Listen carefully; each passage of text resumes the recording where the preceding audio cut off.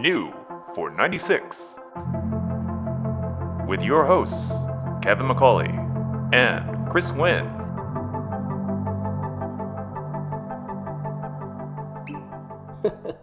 Didn't make any sound at all. It made a huge sound. Don't do it again. Okay. Now people are just going to think you're an alcoholic. How would they get that idea? It's hard to say. Hello, Chris. Hi, Kevin. I guess we're recording another episode of New for 96. Ooh, wow. I'm still not used to adjusting these knobs and levers. We went off the charts there. Yeah. Yeah. That's in a bad good. way, though. That's good. Oh, No. okay. Like off a cliff, really. Anyways, how's your week? Adequate. Okay. Yeah. You know, How about you? best you can hope for. Okay. Being it Tuesday and all. Yes. I've gotten a few things done. Really? Yeah. Really, I've just solved some inconveniences that I've created for myself, which I do quite frequently. Do you still have 4 automobiles? Boy, are you noticing that the street wasn't flooded with my decrepit vehicles? Actually, no, because usually there's one in the shop or something. Yeah, you are correct, because there is currently one in the shop. So no, the street is not currently completely flooded with my cars. But it's one of 3 in the shop instead of one of 4. And in fact, I now no longer have 4. I am a proper 3-car single family. So yeah, I no longer have the GTI. It was sold late You last sold week. the GTI? Yeah. Oh, don't act so surprised. Yeah, I sold it last week. And a burden off my shoulders, if I'm honest, because I just wasn't into maintaining that car further, and okay, here's what I've learned.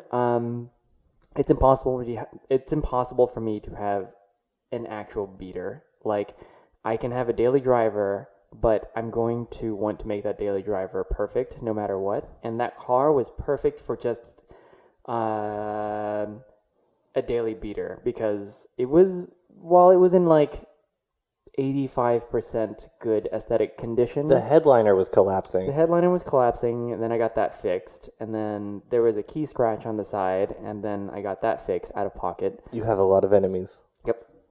And then I steadily started like tallying up like how much money I was putting into this car that I didn't really love, and I realized that like I'd much rather put that into another car. And so I'm pretending that I didn't know this because we recorded this last week, and Chris said some deeply offensive thing about what he calls, quote, GTI people. I've said nothing of the sort. I love the Tartan community. With all due respect, you were too drunk to remember any of this conversation. That's true. I also said it from the floor as I had collapsed at that point. That's why the mics didn't pick it up. No. Anyways, long story short, good car, just not for me. Very glad to have it out of my care, because I no longer was going to be a good caretaker for it. And so long, Tartan. You were going to sell it privately, and I was looking forward to... I was trying to say ta-ta, but I was going to sell it privately. I was going to help you take some pictures of it. I was actually excited, even though it's 100 degrees outside. I was excited to... I know. I had the plans, because I actually bought it for a very low price, and stood to make probably 100% on it, had I kept it in the original condition and had it been sellable at that condition for 100%. But instead I kept putting money into it, and I sold it for probably 15 to 20% less than I wanted to sell it, because I sold it to one of those I sold it to like the equivalent of a CarMax dealership, and they offered me like a fair but on the low side price for it. And honestly, like the convenience factor, because I have to do so many things to the other cars that like I was glad to have it out of my hair, and I didn't lose money on it. I just didn't make as much money as I thought I was going to make on it. What was that process like? You said it was convenient. I mean, do you just show up and say... Here's the thing, is that like their main place is located out in Stafford, Texas, which is about half an hour away from where I am, and which is the equivalent to about 3 hours for me, like mentally. And so they apparently, because they just their whole model is, they're the largest eBay dealership, apparently. Like, they wrote a book, self-published, about being the biggest. The book is available on eBay. Yeah, about being how they got to be the biggest eBay dealership, etc. Anyways, I actually bought the E90 from them years ago, and it was when I bought it, it was exactly what I was looking for in terms of like ownership history, etc., presentation, and the car checked out fine, and I was kind of convinced on them, at least for if you want that kind of easy process. And so I thought I'd give them a try as far as selling a car, and yeah, it was pretty simple. You know, I went to their office, one of their satellite offices, I guess, and they had one like literally downtown, so 2 miles from my office. Wow. And I went there. They appraised the car. They gave me again a reasonable but on the lower side. But I was kind of okay with it. Like, I think about the fact that if I had just kind of like waited, put a little bit more effort into trying to sell the car, and I've done this before, but I didn't have the energy in me, not right now. So I'm okay with what happened. That's good. Yeah. That's good. I mean, that's good for your health. Yeah. I was worried. Yeah, because like there are many other things that endanger my health. Yeah. I'm trying to make the glass clink, but it didn't really just clink. That was just smash it right into the mic. That's one way. Yeah. Anyways, I test drove an E92 from them. Oh yeah, at that's right. 335 You said many that. years ago. Yeah. That's the thing. That's actually kind of the cool thing, and we're not mentioning them directly by name. Although just did. I know. But they're actually kind of a neat dealership in that, like, I remember test driving several cars there before I bought that E90, and what they do is they literally, like any other dealership, they take your license.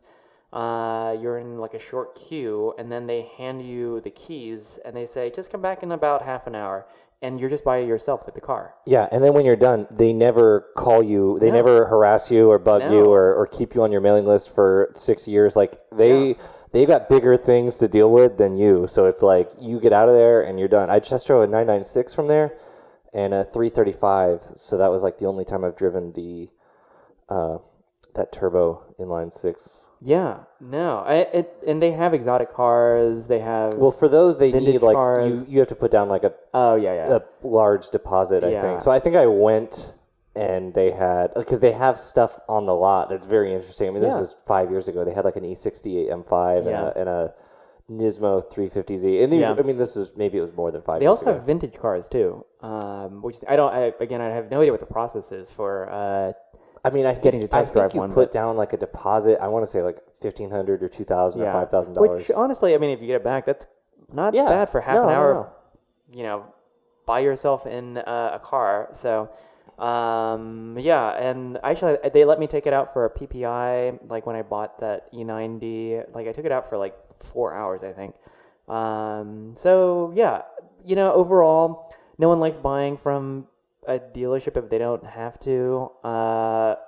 But it honestly was not that bad. So, and I will say that like my last dealership experience, which was buying the E91, was actually pretty positive too. It was very low pressure. Yeah, they were really nice, Yeah. and they treated you, I feel like, as nice as they would if you were buying a new $88,000 5 Series GT, which we saw in the showroom. Like, they treated you like you were I don't know what to say. Like, they treated like you a very valuable customer that was spending money. It doesn't matter the amount. Yeah. And I thought that was and also that good. it's BMW North, and it was it was a good experience. I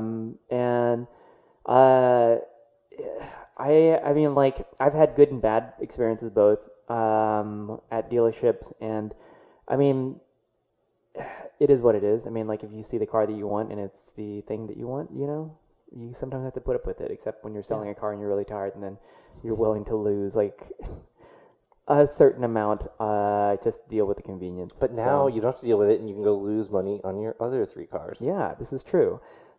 Speaking of which, the Cayman currently is at a shop. I always say like a reputable shop, because every shop in my head, I've done like all this like weird research, which means like looking up Google reviews, and I think like, oh man, yeah, like this shop, this is the one that's not going to disappoint me. And I'm hoping they aren't, because the way that I found out about them, and the guy, the service advisor at the shop, asked me, "Oh, how did you hear about us?" And I said, "Okay, well, I was at a store once, and I parked next to a 500e, a Mercedes 500e, and rare car, E-Class with a Porsche motor, or built by Porsche, like I should say, and it had like the plate frame. It said Texas German Auto House on it, and also the initials TGA as the vanity plate. And so I thought it was kind of cool that this was like potentially a shop car for a shop. So I finally like called them up because I have like some very minor needs on the car, things that I had the intention of doing myself. I bought the parts, and I'm just kind of out of time at the moment to do things like that. And it's really hot outside, so I'm taking it to them. I'm just gonna have them take care of it. And the guy, they were super nice. What are some of those things? So a common thing with 987s and 997s is it's kind of weird. Like, so basically, one day I pulled on the door handle and I heard a snap, and the door handle kind of swung freely a little bit. It still worked, except that like it would basically activate the window drop mechanism. Like if you've ever driven a frameless door, two-door car, like the windows usually drop to. Do you remember what the first car that you sat in that had window drop was? Probably a Z3. Ooh, I think that had auto. Drop. I think it did too. Yeah.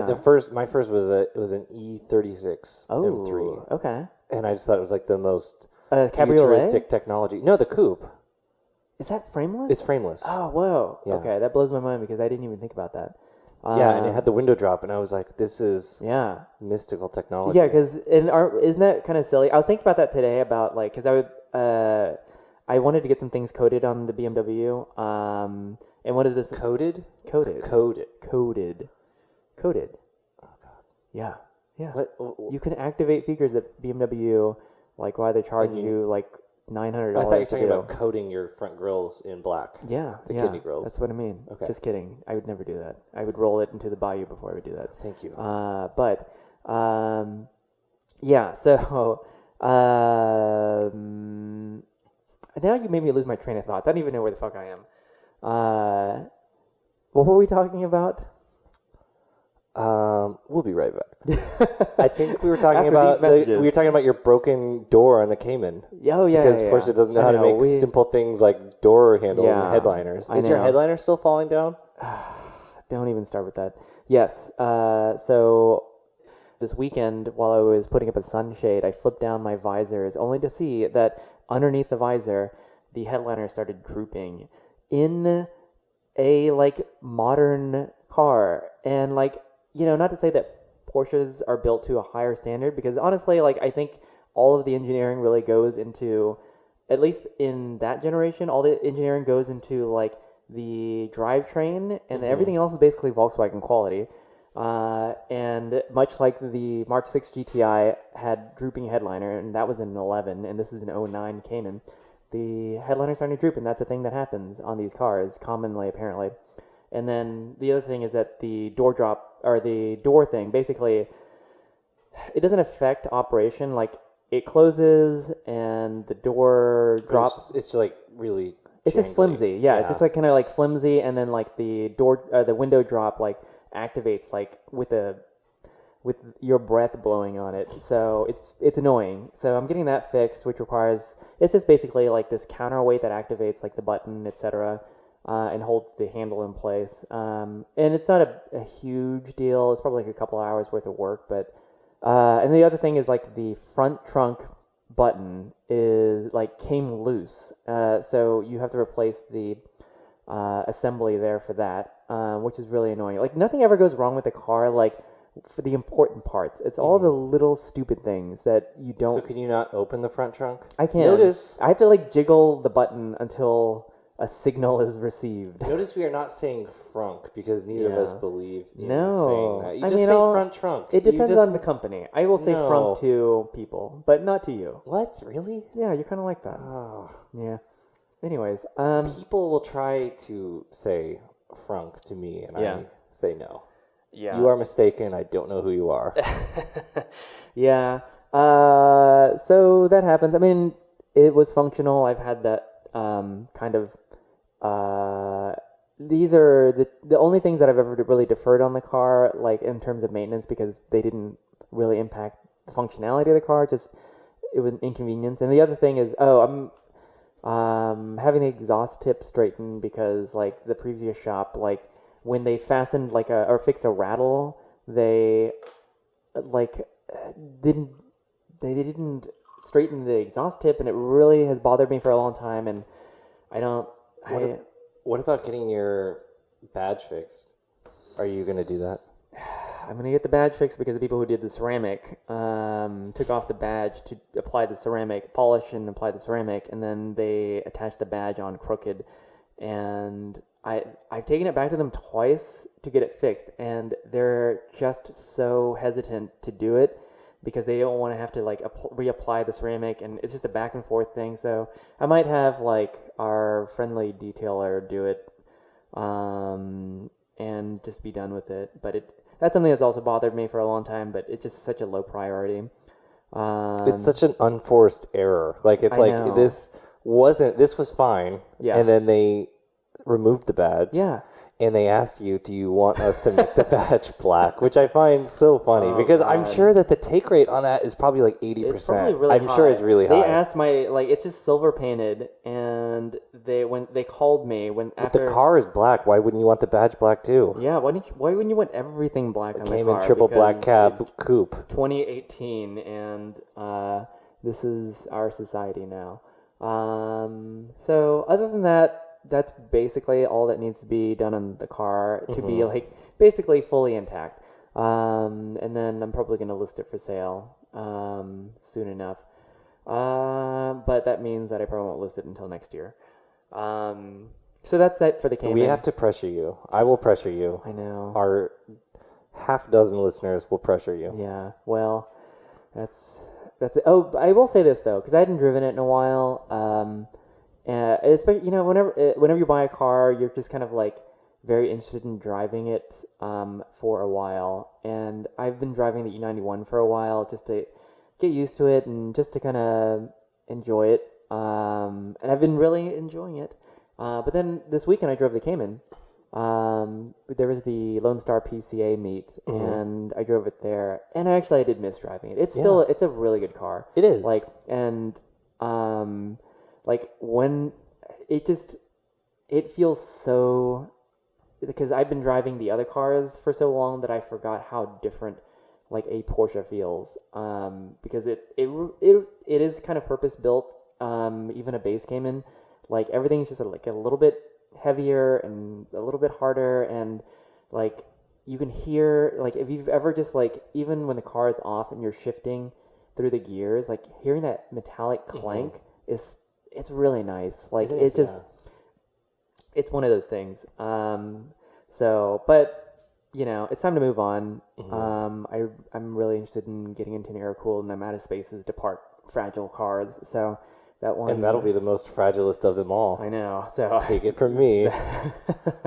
That one must go before another fragile Fabergé egg takes its place. You were begging me to talk about the Prius before we started, so just an update. I actually didn't. I forgot you had a Prius. I know. Until now. I do too, and I drive it, but quite frequently. Yeah, I insist. Please, Kevin. Oh, What about your Prius? I took it in to a shop just like a normal person, because that's the thing with this car. It's so refreshing to just have a normal car that I can just take wherever. Like I could just leave it somewhere and it'll get fixed. I don't even know where.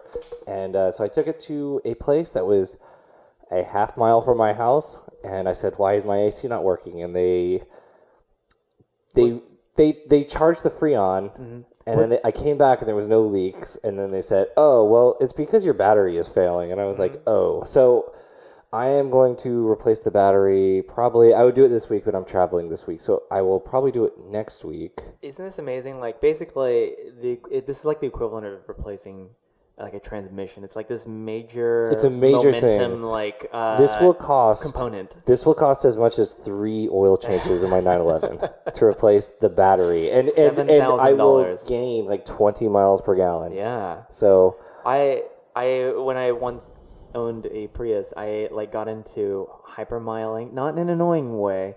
Like it was kind of like a Frogger game whenever you were doing it, but I did eke out like 60 miles per gallon. That's amazing. Yeah, city. Oh. And then that got really tiring really fast. I hate to interrupt you. This is very important. Oh my On the God. way here, Okay. I saw Yes. a third-gen Prius with FRS wheels. Dear God, we're on to this now. Okay. Yeah. How did it look? It looked pretty good. See the world that you're living in now? Yeah, I've got both eyes open. No one can relate. What is this? Sure they can. Oh my God. Yeah. Yeah. So you're considering to do this for your vehicle? No, mine are fine. And I've got new tires on half of it. Yeah. Let me be clear. If the Prius was my only vehicle, I would kill myself. But it's not. So I can enjoy having a summer beater that is so much less stressful than any of your cars. Yeah. I really miss having that GTI now. Not really. Not really, because if anything broke on the GTI, it would cost you a battery of a Prius. Yeah. This is like the most. This is seriously like the worst case scenario for a Prius, so and it's $1,000. I should say this, like, and I've said this before. It's just like the GTI is an enjoyable car, but it requires German car maintenance, and the maintenance that was upcoming on this car were things like one, it had an oil leak. You wrote here, okay, you've got the GTI's IMS is timing chain guides. Oh my God. Okay, yeah. Period. We're looking at our podcast notes, and yes, I did write that because here's the thing, like I'm gauging this basically on forum posts as far as like how many there are and how many people are panicking and like the 99-page threads that... Don't you have things to do? Yeah, I don't do them. And the big thing that people freak out about on GTIs are the timing chain guides, which give out at unknown mileage. And if you're at a high enough RPM, you can basically launch the engine. And it's unfortunate because like it's a GTI, and if you had to replace or rebuild the engine, that's kind of unfortunate. Like, not to say that it isn't a car worthwhile doing on, and also like estimates are like $4,000 to $5,000, which I don't know like if that's accurate, but if that's the case, like that's in the Porsche world, you'd be like, yes, I'd be rebuilding the engine every year if that were the case. But on a GTI, I mean that's a lot of money for that car, if that happens to you. But if you want to, and people do preventative maintenance, much like they do IMS bearing changes, it's about a $1,200, $1,000 to $1,200 job, depending on who you're asking. Those are the local prices around here, at least. And another thing the reason that you traded into unnamed direct auto house warehouse wholesaler is because you didn't want like liability, just the guilt of like this ticking time bomb just turning it into someone. This is the problem with being like an automotive pedant is that I know everything now that could possibly go wrong with that car. I know many things that could go wrong with that car, and I had some people who were interested in this car, and I probably could have sold it for a lot more than I ended up selling it for, but the people who were interested weren't necessarily automotive enthusiasts who knew what they would be getting into. Like, I didn't want to sell it to them with these things that could be impending. And honestly, I tallied it up. Like, the things that I could do on the car upcoming in the next like couple of years probably equated to about $4,000, $4,500, not including the timing chain guides and this oil leak, water pump. There's a throwout bearing noise. It requires like basically just you might as well do the clutch at the same time. And by the time you fix all that stuff, the headliner's going to be falling down again. Yeah, exactly. I think at some point all of my car situations will be kind of settled where like I won't have to be thinking about doing something to a car. That's what I always think too. Yeah. And I think that's you have to be very delusional. Yeah. You have to be very delusional to think that after this it's going to be fine. This is and true. I get by. I just think this is the last thing. Yeah. Like this Prius, this battery, this is my holy grail. This is the last thing. Not that I care. Like I bought a very cheap Prius and I put, not much, definitely not much compared to what I'm used to. 4 figures yet? Oh yeah. Yeah. Every car, I don't know. It's fine. Well, I mean, just because I needed tires and oil, like I changed some fluids, got an alignment and stuff like that. Yeah. I'll be doing the battery and hybrid but then tax. it will be done. Yeah. Because my 911, I just need like one more thing. I'm going to do these Fuchs and then it will be done. Then I want to do the you should the never Club Sport you Valence. you shouldn't think about it when you think about like this is the last thing. All that does is just jinx you because like 9 other things will be waiting there in the wings. Right. But you have to just believe. Yeah. I have amazing self-belief in absurd things. You know what? Okay, so when I dropped off my car today, and Texas German Auto House seems to be more Mercedes oriented, but they had a bunch of air coolers that in their service bays that they were working on, including one engine out. And so I was talking with them, and it's kind of a neat place to visit. Like they had a lot of classic Mercedes. How much is a rebuild? Asking for a friend. Yeah. Well, okay. The only reason why the engine was out was that apparently this person had bought a 993 Cabriolet. First mistake. Yes. And I guess they didn't do a PPI, but there was like a rear subframe issue. There was a crack basically. Oh God. And they discovered it after purchase, and they took the engine out and they're reinforcing it right now. But I don't think it'll be inexpensive. It doesn't seem like. But who knows? Mm-hmm. Maybe it's simpler than it seems with the engine sitting on the floor. But speaking of, go ahead. Yeah, no. That's it. Okay, I was gonna say I wanted to update on that. We looked at an air cooled. I think we talked about 2 episodes ago, and it was a chiffon white. Yeah. SC, and it went for like $60,000 on Bring a Trailer. World? Like, but also, I'm hoping that you're sending this to your significant other who was hesitant upon your purchase of the car. That's one word, yes. Yeah, but she now, still begrudges me. And she is in accounting. Therefore, you should show her that now your car is worth 100% more, except this is a completely different car. Also, she's not privy to the maintenance. Yeah. Exactly. It's fine. Everything's fine. It's fine. Fine. But yeah, no, I know why that car went for $60,000. I honestly couldn't. Like, I do. Presentation, like, presentation was fine. A little bit. Presentation was fine. Mileage was what? Like mileage was 60, 70,000? Not that low. Not $62,000 low. Right. For an SC. So, okay, what is your take? Go on. Anytime you have the paint depth meter, you show that paint depth meter and it goes up by 15 grand. It just does, because people, like, I know that my car would fail the paint depth meter test. It will now. But we'll go into this in a second. Dear God, no, we won't actually. But mine would fail the paint depth meter thing. I think that people don't even know how to read it. I think you just see that in the pictures. You just see that in the pictures. You say, "Oh, this is a nice car. I don't this know what, car is in perfect shape." 69 microns means. Oh, you don't? Okay. Well, let me tell you about microns. I think I know what it means, but I don't think it's what everyone thinks it means. Okay. Well, this is no longer not explicit lyrics. Yeah. It just crossed the line. Thanks a lot. Sorry, we're red flag now. Yeah. So, no, I think when you show that paint depth meter, that's it. It's I don't know. I mean, you might be right. Honestly, like, if you target the type of person who buys an air-cooled Porsche, i.e. you and or me, like, probably more me than you in terms of, like, the stupid, like, things that will, like, kind of, like, put your mind at ease. Yeah, probably. Yeah. And so, yeah, that paint depth reading, although I've seen it, like, on, like, I feel like I've seen it on, like, a tourist show listing, too, or something like that, where, granted, a fine automobile... It probably went for $15K more than it was supposed to, so it went for $19K. Yeah.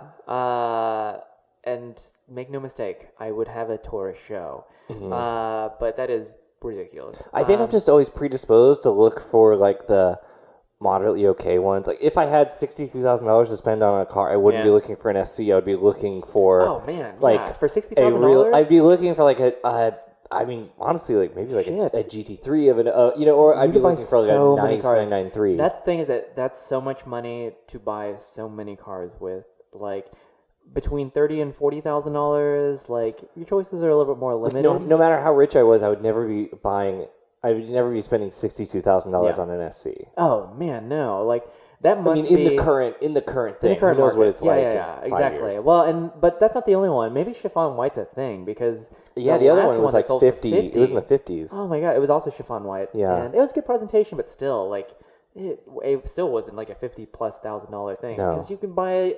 I mean, like honestly, if you're in the market for that and you're spending that kind of money, you're buying a G50 Carrera. Probably. So, yeah, and for that money, you could also get a pretty decent one at that. For sure. Or like the 964 of your pick. Yeah. Or and a 993. Like a decent 993 C2. Mm-hmm. So, yeah, a mystery to be sure. Like, I didn't read through the comments because the price was just so like mind blowing. But I'm just predisposed to always. I would be looking for the bad examples. I'd be like, ooh, I could get a shitty 993 like S. You know what I mean? Like I'm just predisposed. No matter what the amount of money, I would find like an okay car in the class. I've been so lured to like the higher mileage 993s lately. Just thinking like, man, like maybe things have been done on it now that it has 140,000 miles or something on it, but it's probably a really bad idea if I'm honest. Like, it's a good idea. You should do it. Oh my god! Like, I bet you like the majority of those you're like encroaching on a rebuild of some kind. Top end, both top and bottom. Top end, gearbox, headliner. Yeah. Definitely a headliner rebuild. Yeah. Boy. It's all of the above. But anyways, I think that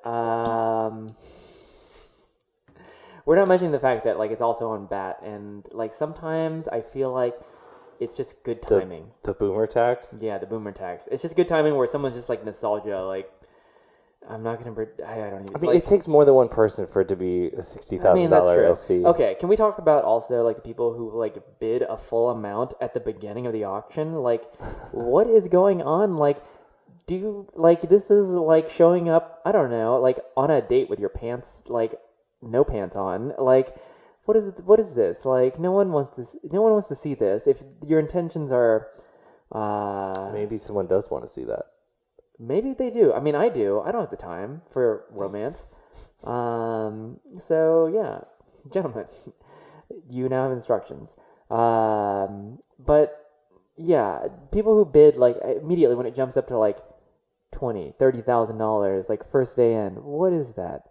But I think it's the same hooligans when a 993 gets listed and someone bids $993, the same hooligans who have no, but I think it's those same hooligans. I think those hooligans are getting ballsy, and now they're like, oh, I'm gonna bid $20,000, and it gives me like a rush of like, hey, I just bid $20,000 I don't have on a car I'm not gonna win. Yeah, what if they're screwing it up for someone else? I know.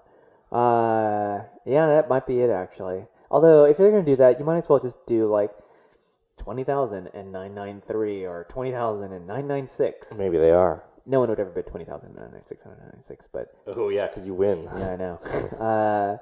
But there was that. Well, speaking of which, like there was that Grand Prix White 996. Was it Grand Prix White or was it? No, it was Grand Prix. No. Yeah. Well, that was the listing. That's what the listing said. Huh. So unless they were mistaken. Because I'd actually never seen a Grand Prix White. Maybe it was paint sample or something.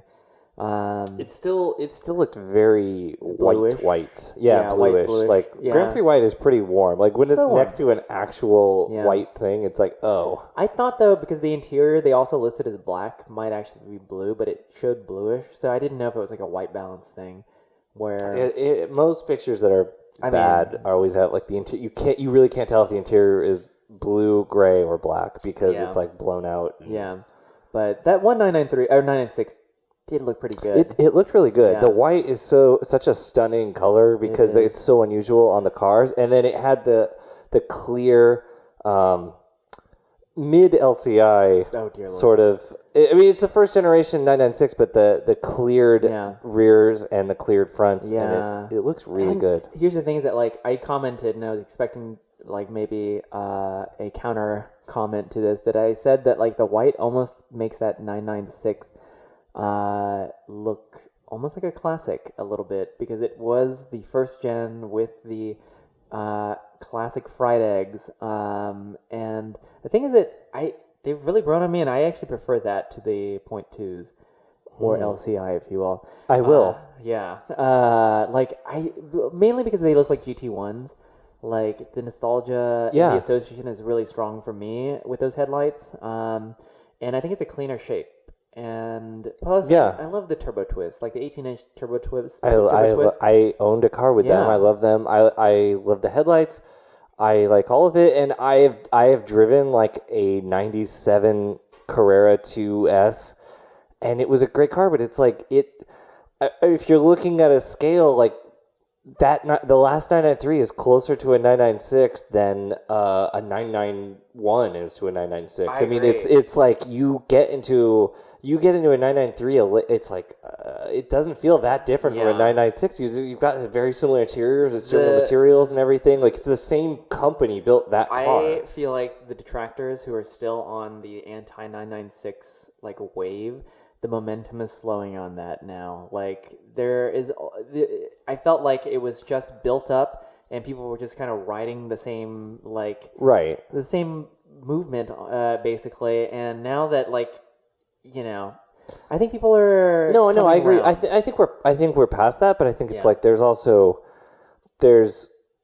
now the thing you're fighting is that there's so many bad 996s. Like it's been the cheap 911 for a long enough time that it's like there is a million bad ones. It's the buy here, pay here. You're fighting against just like, okay, it's a good car, but where will I find a good one? Yeah. Because a lot of them are junked. That's just it. Like when a good one shows up, like they look amazing. Like if it's well kept. And there was one that sold on BAT for like it was a 99 or a 2000 with lowish, like pretty low miles. So like pre-LCI? Yeah, pre-LCI. Like I think it was like 30,000 miles or something, but it sold for 30,000 plus, which is astonishing for a C2.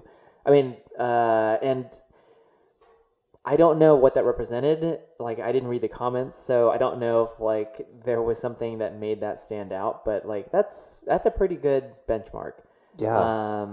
So I wonder what the most desirable 996 color is, because I mean I think you and I probably think like silver or white look among the best, Polar but it's also super common. Polar silver. Isn't it polar? No, well, there's silver, and polar silver is the blue silver. Oh. Polar silver is amazing on everything. Yeah, but I mean, silver is very common. Or silver is extremely common. Yeah. Like, I don't think anyone was doing paint to sample on 996s. I can't picture it. If they were, it was like a super 90s color, like Arena Red, which is a 90s color. Which wasn't paint to sample. Right. But I mean, I just mean something like that. Yeah. You would paint it like, I want, metallic navy blue. 996 is basic. Like base 996 C2s, the .1s look great in Arena Red. Like that really makes it look like a classic. I think they look great in like speed yellow. Oh my god, I think they look amazing. Do too. They look so good. The basic, for whatever reason, I think the base .1s look good in speed yellow, and then 996 turbos look really good in speed yellow. They do. I would always need, if I had a Carrera, I'd always need to have the clear fried eggs and the clear taillights. When I had a 986 Boxster S, it's very strange. Like it was a 2001. It came with the clear front fried eggs. It had the amber in the taillights, and I replaced it with a slightly later taillights OEM, of course. None of that eBay LED stuff. I am very unfamiliar with the Boxster taillight lineage, but I think you pointed it out to me once, and then I promptly forgot it. Yeah, well, it was just there was amber, and then later there wasn't. I tell you what, the 986s are like looking really good nowadays. In my opinion, especially obviously completely unmodified, because if you modify a 986 Boxster, even with Porsche Tech Equipment trademark, it's a road to hell. Ugh. Trust me. Also, the 2.5s are really enticing. I don't know why, but like they have fewer failures than the other M96 family. Too. But like the simplicity too, though, like that. I don't know. There's something about it that if you want to refer to one of these water-cooled cars is classic-ish. Like, I feel like that's really, like, it's not that fast. Mm-hmm. It's definitely slow car fast territory. Because I think it had, like, 190 something. I forget. Something like that, yeah. But, man, like, the simplistic shape, because people usually have base wheels on those, too. Like, I kind of like the idea of those. Like, I feel like that would be a really enjoyable car to have. You say slow car fast, but this is like a car we're talking with the same horsepower as an SC, roughly the same weight, and more grip. It's all relative. Better balance. Like, okay, we're trying to apparently stick to an outline here. No. I love talking about 996s. You lectured me. What? Like, prior to this. Oh, God. So, where are we on this Could we list? talk about our literature and then come back? God. Okay. Literature time. Yes. All right. If Who you wants want to to start? forego, I do, obviously. If you want to forego, mine is good enough to... I am so excited about this. This is a lot. I'm- One of these days, you're going to, like, traumatize me with, like, a Jugs or something. Jugs magazine. Today is that day. Oh, my God. Yeah. Get ready for some centerfolds. Oh, no. Okay. Now, Yes. a little bit of backstory. Like I said, I'm gonna need about 20 minutes. Oh my So, God. some backstory. Last year, or early this year, I'm not sure. I brought you a 1995 Yes. Camry brochure. I recall. Yes, with the coupe. But I am Okay. obsessed with the coupe. We are obsessed with the coupe. Okay, we should say something about, like, this obsession, by the way, is that It's totally normal and requires no discussion. it's the XV10 Camry, and there is much discussion about this in many of our group threads, group text You're threads. really making a good case here. Yeah, it's terrible, but we'll go into this further. But Okay, so do go on. I brought you this 1995 Camry brochure, and I bought it on the eBay, and I bought it because I was like, there's going to be Camry Coupe in here. They showed Camry Coupe in the in the photo gallery. There's Camry Coupe spread. Yeah. So I'm like, yes. It was a little underwhelming because it was a full Camry brochure. It had maybe 1-2 pages about the coupe. Yes. Today, I have a Toyota Scepter. Oh my God. This is station wagon and coupe only. Whoa. So the Scepter is the special cars. exactly. The Scepter is the Japanese Toyota Camry. Oh. And As they say, Pinteresting.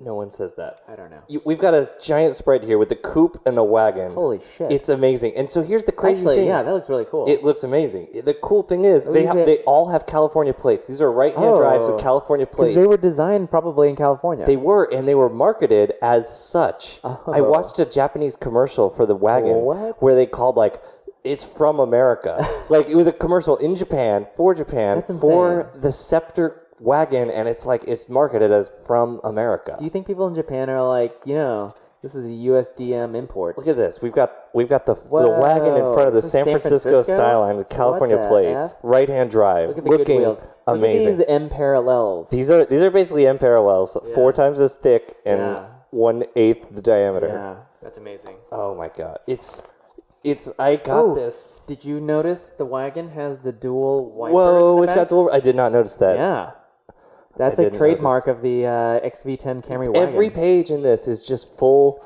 glorious spreads. Okay, Also, this is another one of the wagon. I need some coupe This is a little action. bit mind blowing that they had the right-hand drive car here. I know. I wondered myself to if shoot these in San Francisco. everything about this. I told you we need 20 minutes, and we might need to bump that up. Oh my god! I told you this is the coupe in San Francisco. Yeah. Right-hand drive. It looks amazing. So I think I want to pursue a Scepter coupe. Yeah.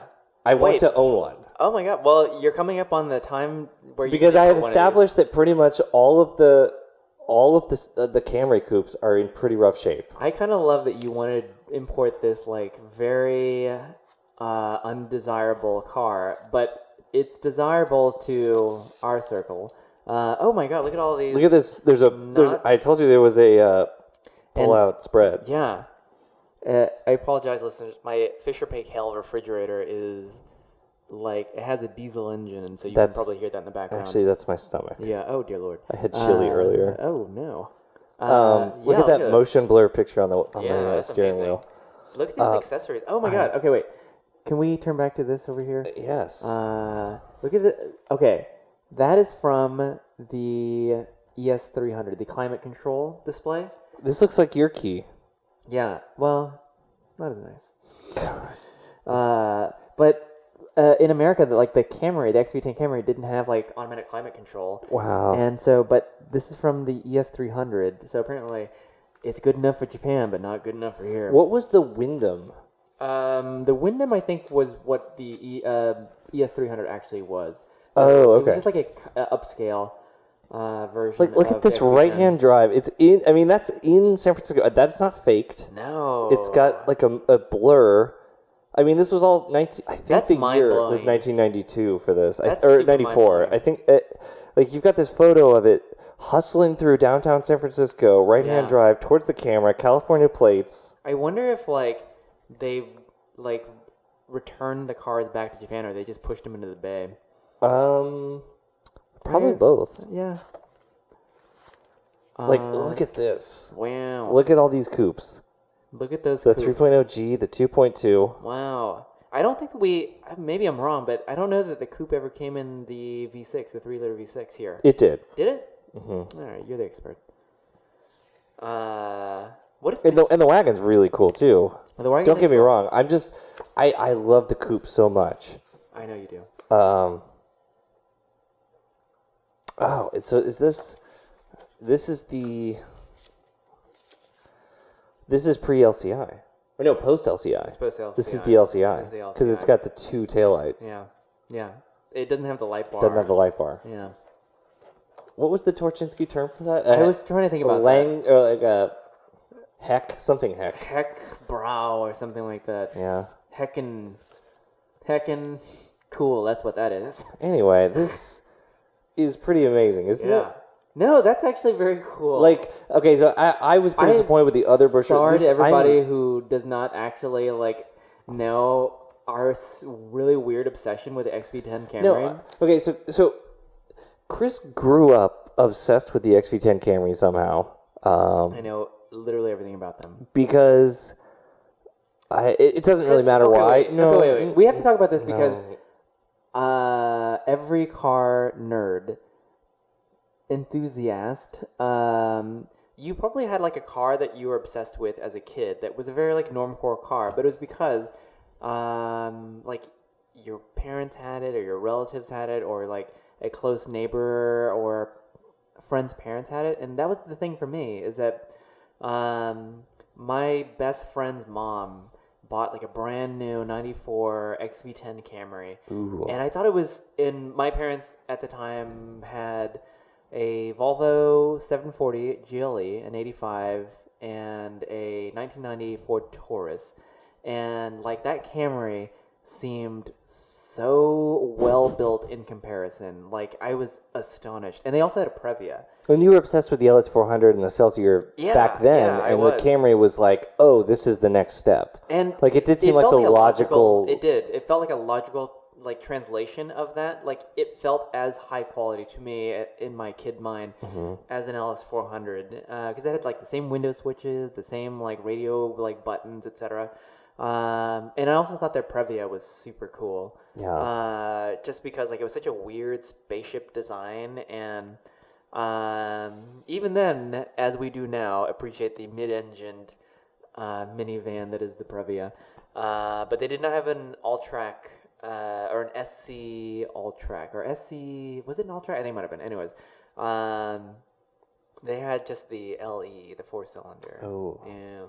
Anyways, yeah. Well... But actually, so all of these cars that I've just mentioned now, I've had an obsession with Volvos as a result of that. I've had an obsession with the tour shows as a result of that. And then I've had an unfortunate affliction that is an interest in the XV10 Camry and the Previa. Well, the Previa is cool.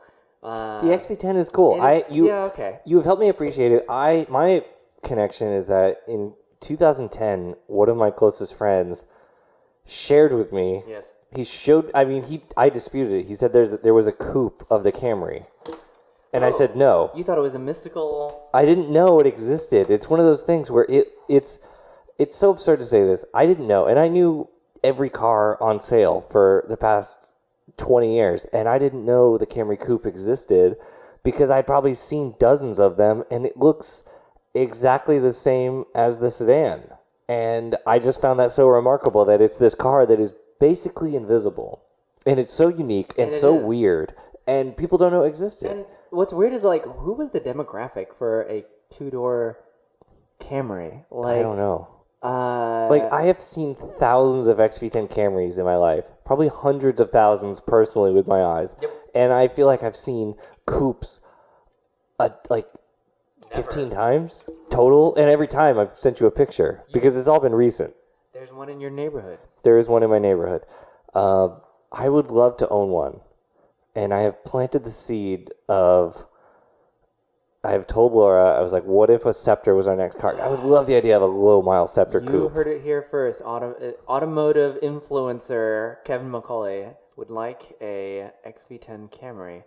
Shall we make this a reality somehow? I think we should. Yeah, we should. I'll need to wait till the Prius battery dies. It already has. So again, the time after I replace it. But, okay. Do you have any more about... Something about the Celsior and the Lexus Specialist. Oh my god. That was a good segue. That was a good segue. Yeah. Smooth. Very smooth, if you will.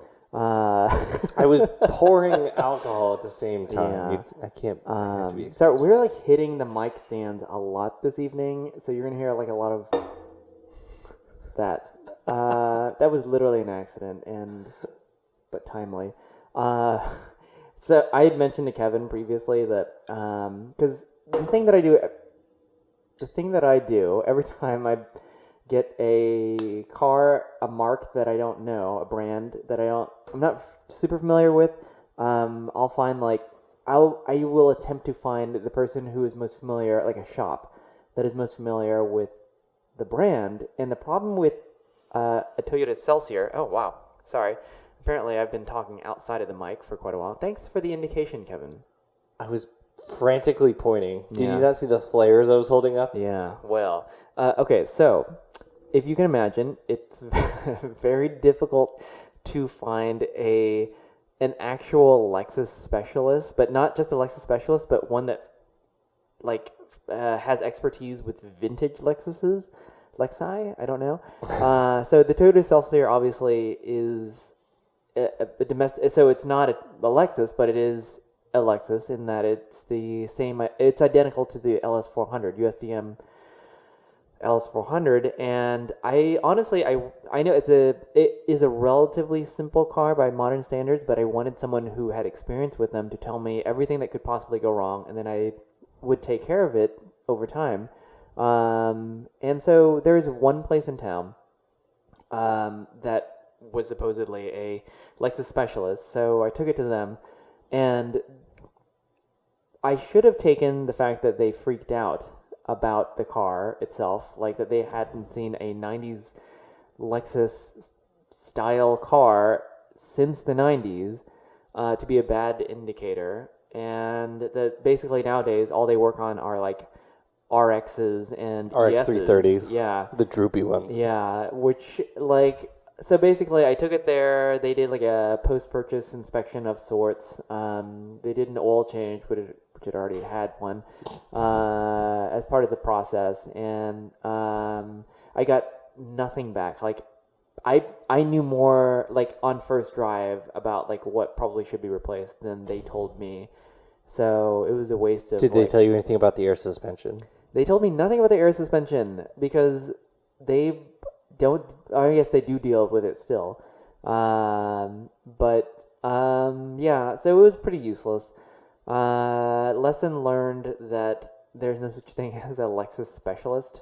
So... They don't break, Chris. They just work. Definitely. So I'm left to deal with... I'm left to figure out the maintenance plan myself, and it's fine. So,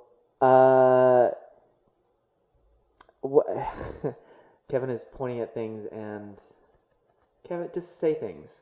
I don't know what I'm looking at. I don't even know. Oh, okay.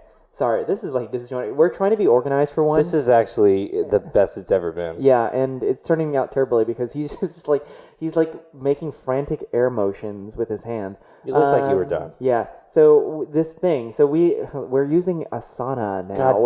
God, just sorry. We're using a pen and notepad. We're not even doing that. We're writing things on napkins. Sorry, we're not even doing that. We're writing things on our hands. And yeah. We're trying to read this between the smudges. I have a courier pigeon on its way to you. Yeah. So things that might be happening. So with the Kevin, this is a terrible transition. So whose fault is that? I know. So he showed me a thing that I sent him, which was a screen cap of an eBay receipt. I was intrigued, and I would like to know more. Okay. And now I would like to. Would you like to subscribe to my newsletter? Okay. So I thought I was. Well, you're not. So what we're looking at is an eBay receipt for a part that I purchased for the E91 because, of course, I have to make a project out of everything. I'm going to do a heated seat retrofit. Like, as in, like... Are you aware that yes. we live in Houston, Texas, yes. where it is currently... Yes. Let's see what a live... Okay. Let's see what a live weather thing says it is. Did you know that I actually turned on heated seats today? It is 83 degrees. Uh-huh. This is the coldest it will get for the next 6 months. Kevin, I'm a baby chick. Tomorrow it will be 95 degrees. The next day it will be 95 degrees. The next day it will be 95 degrees. The next day it will be 93 degrees. What of this? The day after that it will be 96 degrees. I yell at listings whenever I look at cars and they don't have the heated seats opted because it was like a $400 option because they had to be a man. How are you going to deal with an air-cooled car? I don't know. It's hot. It's hot by nature because it has bad AC. Okay, yes. Yeah. So, anyways, because the E91 is going to be my daily driver, I want to do a heated seat retrofit, and I know like this is one of those things where it's like this improves the driving experience of the car none whatsoever, but it's one of these things. I mean, everyone has one of these things, right? Like, there's a convenience feature in a car that's not necessary unless you're like a mad commenter on like a post about like new technology, like on Jalopnik or on Bat or something about like, rear view cameras, like the devil's work. Can you retrofit comfort access? No, I have looked this up actually. Do you have backup camera? No. Really? No. It's a 2011 BMW. What screen did you see in my car that wasn't like 1 megapixel? I don't know. Yeah. No. The car has no features. Okay. I would love comfort access though. I wish that was a thing. And I know, and that's one of those like old man rants that people have in comment sections like, well, I love inserting the key and it's great. And like, I don't understand. But honestly, if you've ever had keyless go on a car, like smart key, it is amazing. Like, it changes your life. You have this now in the Prius. Tell me that it isn't amazing. It is amazing. Yeah. The car, I want this car to not be an event. Mm-hmm. And it is not an event. Not an event. I don't even realize I'm driving a car. No. I haven't had, like, keyless go in a car since when I owned a Prius. Mm-hmm. And I'm fine with inserting a key. On the Porsche, I prefer inserting the key.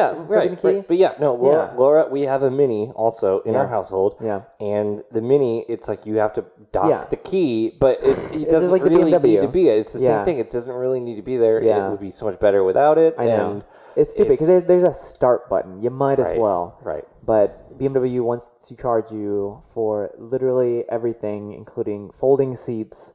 I can't believe it doesn't have a backup camera. It's 2011 BMW and okay. Who knew? All right. Okay, buddy. It's fine. All right. You want to run the company? Anyway, so I'm gonna attempt to do. Well, here's the thing: is that like my plans for the car are such like it's pretty fine mechanically speaking. I am likely going to do a 3-stage intake manifold. So basically converting it into a 330i wagon, which we never got here. And that's how are you going to get the extra 0.2 displacement? Because it's a 328. Because numbers mean things. Yeah, so they're all 3 liters, and you can do this, and it gives you like a pretty good 30 horsepower boost. And my old car was a 330i, and there's a noticeable difference. Obviously, this car's a little bit heavier. So I'm kind of looking forward to doing that, and I think it should be relatively simple. The other things I'm going to do are more accessories. Are you going to have someone do that, or are we going to be attempting this? Yeah, no. I want the car to function, so someone else is going to do this. Okay. And the other things that I'm going to do, I'm going to retrofit the sport seats because this is a non-sport car. And if anyone's ever driven a BMW with sport seats, they are, in fact, really amazing. What are you going to do with those old seats? I don't know. Should I turn them into a terrible straight man's version of living room furniture? Yeah. Yeah, those can be our podcast seats. Yeah, or put them in my Prius. Yeah. Do you want to do that? You can do that. They have their power, and they have lumbar support, which your car does not. Your car has one direction. My car has the worst. It has the worst seats I've ever sat in. You adjust it forward, and it doesn't go back. It's one way. The only seats that I sat in that were worse, and I can only say, I'm pretty sure my parents used to have a LCI Mazda Millennia, and it had the worst seats I've ever felt.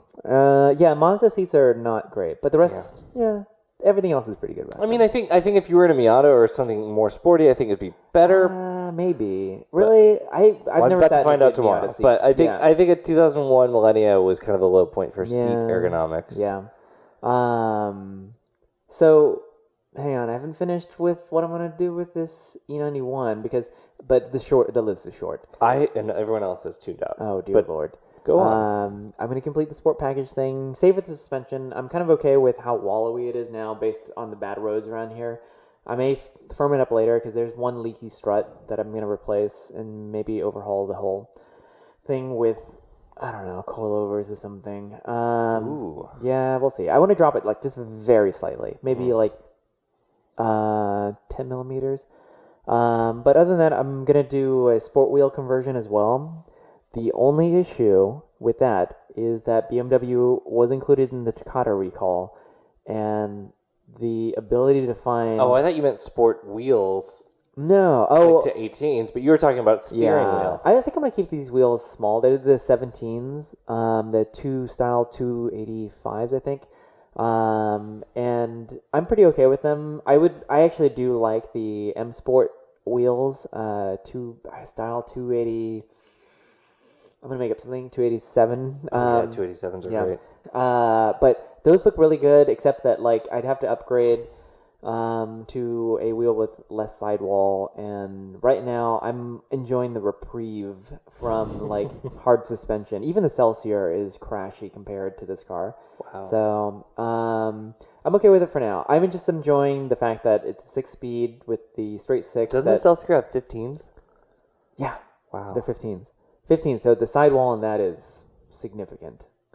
But the sport steering wheel, I'm hoping that I can find a non-shrapnel engulfed airbag. That way I can actually do the sport wheel conversion, a sport steering wheel conversion. And then maybe that's it. Excellent. Yeah. Excellent. Yeah. We have one last thing I just wanted to touch on for 5 seconds. Okay. The 992. Wow, that was amazing delivery. The Porsche 992, 911. Obviously, I hate it mechanically because I don't really like any of the turbocharged on all the regular Carrera models. I shudder every time I hear the fake overrun noises. Right. They're real overrun. They're just forced. Yeah. But I really love this. Okay. Yeah. I like the way it looks. I like the cut lines. I like the shut lines. I actually I was debating whether or not I liked the fact that they're kind of going retro with this because they're obviously embracing a thing that their customers. It's super modern, but it's a different approach where the cut lines, where the hood is just kind of squared off into the bumper, and you've got these cut lines to the fenders. Oh, the only thing I don't like, and I hope that it's not a production thing. We're looking at the same images that everyone has been looking at. It's a navy blue. Yeah. It's a bright blue. It's in I think likely Germany somewhere. But you do get a pretty clear view of everything, and we have no idea if this is an actual production model, but I don't like those vents in the front. I don't know if that's going to be the final thing, but that's a little busy. And they look like active shutters or something. My friend Will and I were looking at these. It definitely has active shutters. Okay. But that's like an arrow thing where it's like, oh, you can cut fuel economy. Good observation. It definitely has active shutters. Yeah, but the thing is that they don't look subtle. Like, they look like they're supposed to be mechanical. Right. I'm okay with that. I wonder if this middle section will be blocked off or be more integrated to the body in like the non-S or something. Yeah. But yeah, I mean, the whole lower... I bet you there's going to be like a camera there for like things, technology. Right. But I mean, the whole lower front is all just like air inlets. Yeah. I just wish it would it's the cars around and the intake areas are so square. It's a little unbecoming. It's kind of like the discussion we have about the Carrera 3.2s and how they have like these fixed rectangular fog lamps and everything else is round on the car. Mm-hmm. I get that sensation from this. But I love the taillight. I like the bridge taillight. I like that. I'm still kind of okay, here's the thing, even though 991.2's engines we have kind of maybe a holdout on, but like I do like the retro nod, the vertical slats versus the horizontal. I do too. So I think it looks good here on the 992. And you know what, it took me a second because I couldn't tell if I liked that nod to that flat cut line for the front trunk, not frunk, which is a nod back to older cars, which is kind of cool. Look at this. There's creases in the hood. That's a nod to the fresh air vent. Oh, yeah. In a classic 911. This is the first we've ever seen in this. And look at this, because you know how like modern 911s, the headlights obviously aren't as pronounced in profile as classic ones. There is room for a fried egg. I hope between the headlight and the trunk line, I hope they reintroduce the fried egg. Ooh, a retro fried egg. I think they're going to do that, and I think that we're just seeing a pre-production. Yeah. Okay, wait.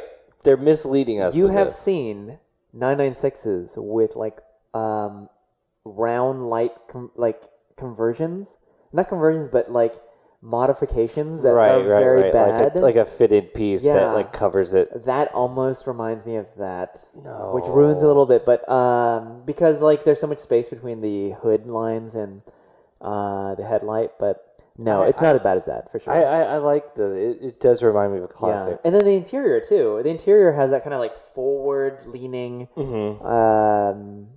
aesthetic that the classics had. Yeah, which I think that's cool. I like that. I do too. I like that. The big screens. I mean, like I know that we have to have big screens now. It's fine, or the digital gauges for that. Like I know we have to have them now because it's just what sells cars. But I'm kind of less inclined to like those. For sure. Yeah, but it's fine. Anyways, yeah. So it's interesting. It's interesting. There's some details that I'm not into, but like overall, I think it's pretty cool. Yeah. So, anyways, we're coming up. I think we're on a podcast here. So, we should say. Right, we have a closing that we have to say, but we always forget to say it. Go on, Kevin. Okay, well, please check out our Instagram. We are at new for 96, and then if you have questions or correspondence, you could send it to the link from the Instagram, or you could send it to new496@gmail.com, and that is 96 spelled out. Yeah. Which is extra complicated, but we don't want emails. We do not. NIGHTNEY. Just kidding. 96 popular spelling. .com. Yeah, and please also Gmail in there. Please do not review us. No, it would be for the best of you. Yeah, I saw that people are reviewing us. No, okay, yeah, all right. I mean, based on the first ones we've seen, I think it'd be better if no one reviewed us. Yeah, who didn't like that one thing Sorry about like the curse words. Just kidding. Anyways, thanks for listening. All right. Cue the music. Yep.